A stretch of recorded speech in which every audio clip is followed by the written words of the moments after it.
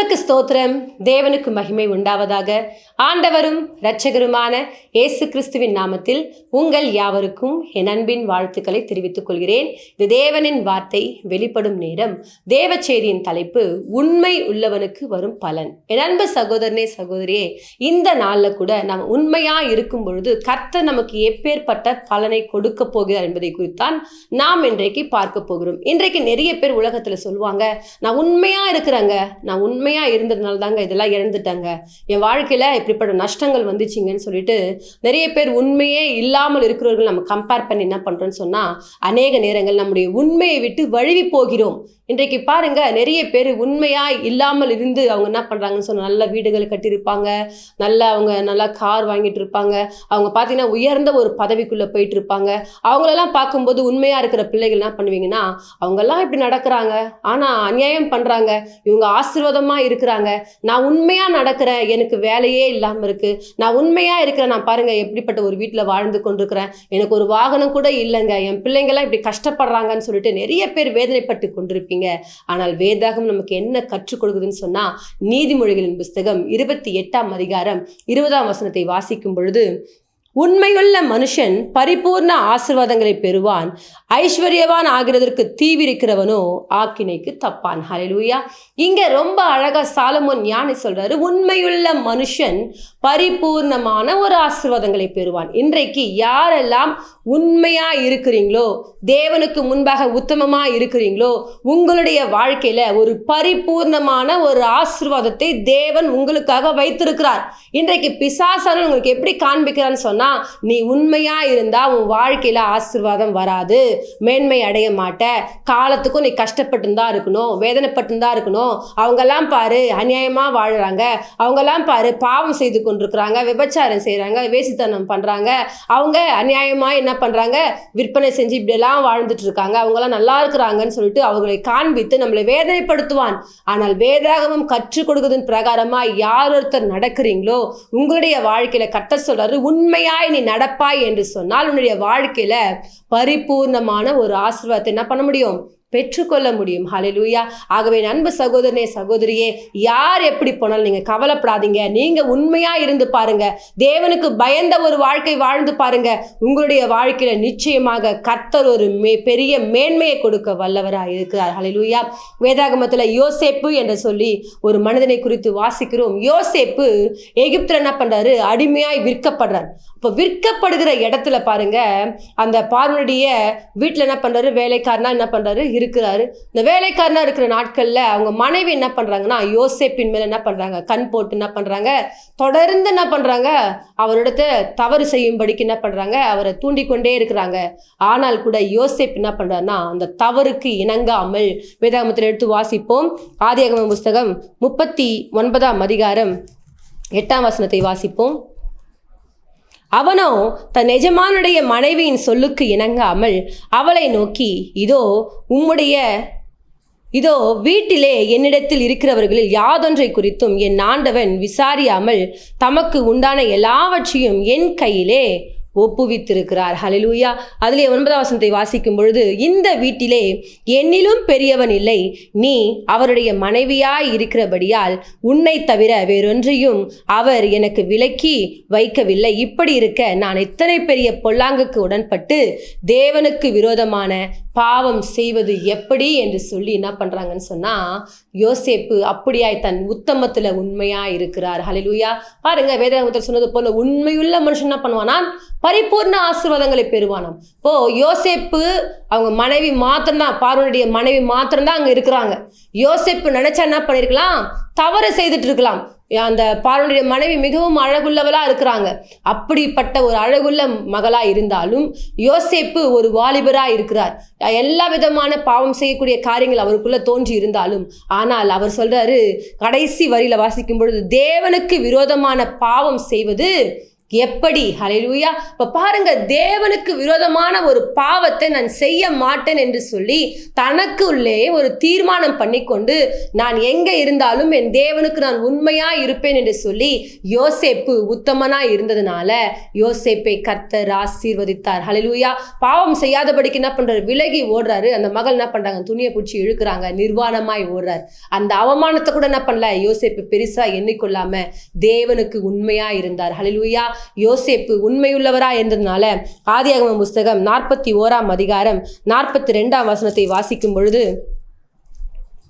பார்வோன் தன் கையில் போட்டிருந்த தன் முத்திரை மோதிரத்தை கழற்றி அதை யோசேப்பின் கையிலே போட்டு மெல்லிய வஸ்திரங்களை அவனுக்கு உடுத்தி பொன் சரப்பணியை அவன் கழுத்திலே தரித்து, அதிலே 44ஆம் வசனத்தை வாசிக்கும் பொழுது, பின்னும் பார்வோன் யோசேப்பை நோக்கி, நான் பார்வோன், ஆனாலும் எகிப்து தேசத்தில் உள்ளவர்கள் ஒருவன் உன் உத்தரவு இல்லாமல் தன் கையையாவது தன் காலையாவது அசைக்க கூடாது என்றான். ஹல்லேலூயா. இப்போ பாருங்க, யோசேப்பு தேவ சமூகத்துல உண்மையா இருந்தது நிமித்தமாக, அந்த பாவத்துக்கு விலகி ஓடுறது நிமித்தமாக, அவர் மாத்திரம் பாவம் செய்துட்டு இருந்தார்னு வச்சுக்கோங்களேன், யோசேப்பு எகிப்துல காலத்துக்கு என்ன பண்ணிருப்பாரு?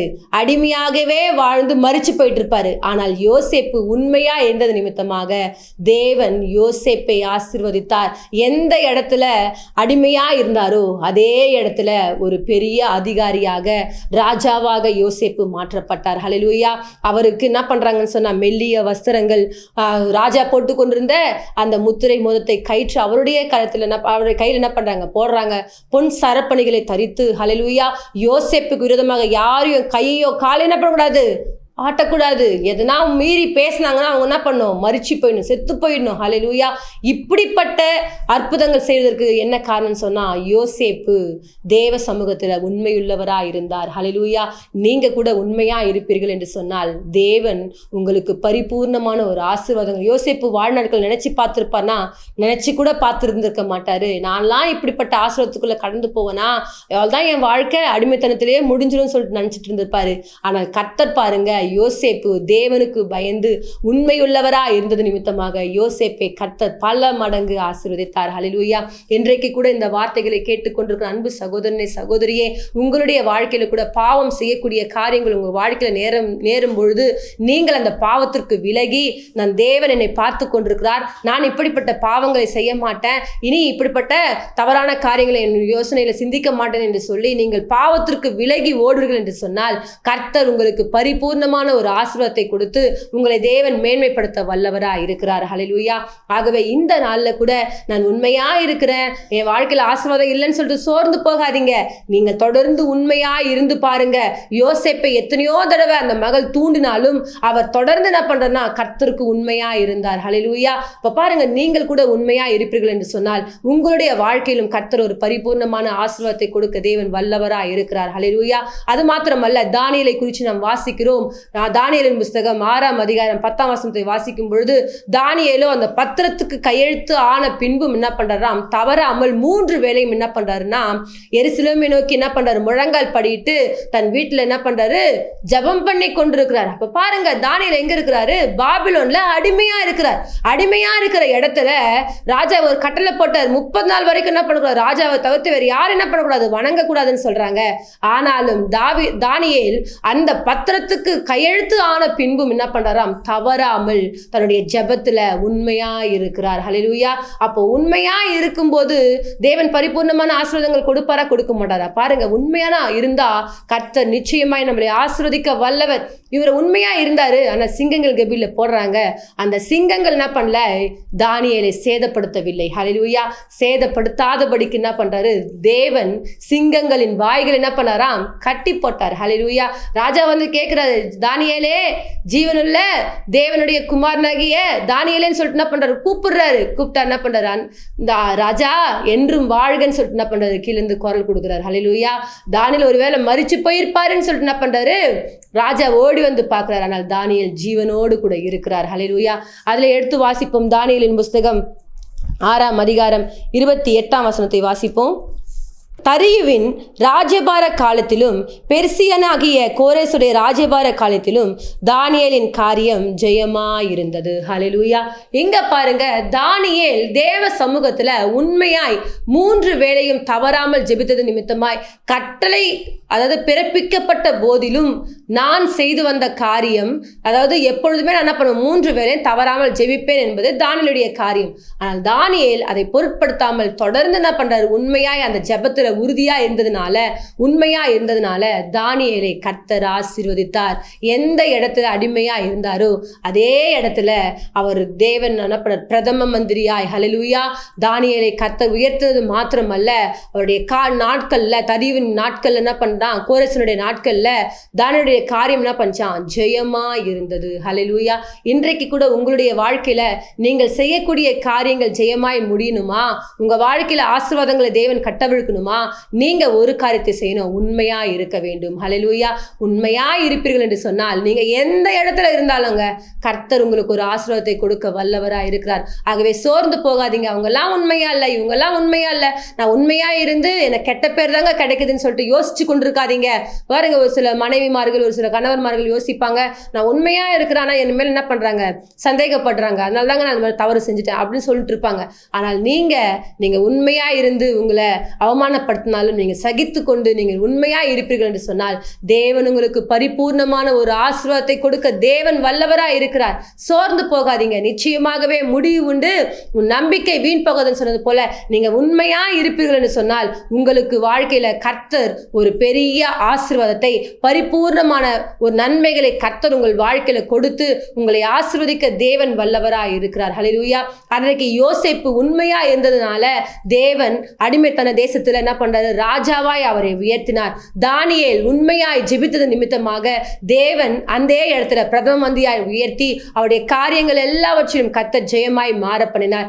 நீங்கள் கூட உண்மையா இருப்பீர்கள் என்று சொன்னால் கர்த்தர் உங்களையும் ஆசீர்வதித்து உங்களையும் உயர்த்த தேவன் வல்லவரா இருக்கிறார். அது மாத்திரமல்ல, யோபுடைய வாழ்க்கையில பாருங்க, யோபு உண்மையா இருந்தார். ஹல்லேலூயா. உண்மையா இருந்ததுனால தான் பாருங்க, பிசாசன் என்ன பண்றான், அவன் மேல கண்ணை வச்சு என்ன பண்றான், அவனுடைய வாழ்க்கையில சோதிப்பதற்காக வரான். சோதனை கொடுத்தாலும் என்ன பண்றாரு, யோபு தன் உத்தமத்துல உண்மையா இருக்கிறார். ஹல்லேலூயா. யோபு 1ஆம் அதிகாரம் 21, 22 வாசிக்கும் பொழுது, நிர்வாணியாய் என் தாயின் கர்ப்பத்திலிருந்து வந்தேன், நிர்வாணியாய் அவ்விடத்திற்கு திரும்புவேன். கர்த்தர் கொடுத்தார், கர்த்தர் எடுத்தார், கர்த்தருடைய நாமத்துக்கு ஸ்தோத்திரம். இவை எல்லாவற்றிலும் யோபு பாவம் செய்யவும் இல்லை, தேவனை பற்றி குறை சொல்லவும் இல்லை. ஹல்லேலூயா. நான் உண்மையா நடந்தேன், நான் உத்தமமா நடந்தேன், ஆண்டவர் பாருங்க என்னை இப்படி சோதிக்கிறாரு அப்படின்னு சொல்லிட்டு யோபு ஒரு வார்த்தை கூட என்ன பண்ணலையா, குறை சொல்லவே இல்லை. அது சொல்றாரு அழகா, நிர்வாணியா என் தாயின் வயிற்றிலிருந்து வந்தா, நிர்வாணியா ஒரு நாள் போக போறேன், கர்த்தர் கொடுத்தார், கர்த்தர் எடுத்தார், கர்த்தருடைய நாமத்துக்கு ஸ்தோத்திரம் என்று சொல்லி யோபு கர்த்தருடைய நாமத்தை மகிமைப்படுத்தினார். ஹல்லேலூயா. அது மாத்திரமல்ல, அவர் என்ன பண்ணலையா, பாவம் செய்யவும் இல்லையா, தேவனை பற்றி குறை சொல்லவும் இல்லையா.